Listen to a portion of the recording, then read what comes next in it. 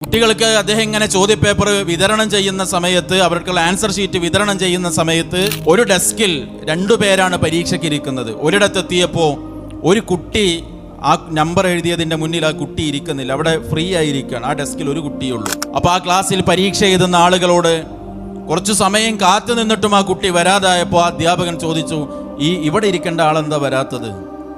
അവർ പറഞ്ഞു, സാറേ അവന് മിനിഞ്ഞാന്ന് മരണപ്പെട്ടു. അവന് വേണ്ടി തയ്യാറാക്കിയ ക്വസ്റ്റ്യൻ പേപ്പറും അവന് വേണ്ടി തയ്യാറാക്കിയ ആൻസർ ഷീറ്റും അവന് പരീക്ഷയ്ക്ക് എഴുതാൻ നമ്പർ എഴുതി വെച്ച ഇരിപ്പിടവും അവിടെ ബാക്കിയാക്കി അവനവൻ്റെ പുതിയ ജീവിതത്തിലേക്കുള്ള യാത്ര തുടങ്ങിയിരിക്കുന്നു. ഇങ്ങനെയാണ് പലപ്പോഴും നമ്മളുടെ ജീവിതത്തിൽ ഉണ്ടാകുക. പല സ്വപ്നങ്ങളും പല ആഗ്രഹങ്ങളും പല പ്രതീക്ഷകളും നമുക്കുണ്ടാകും.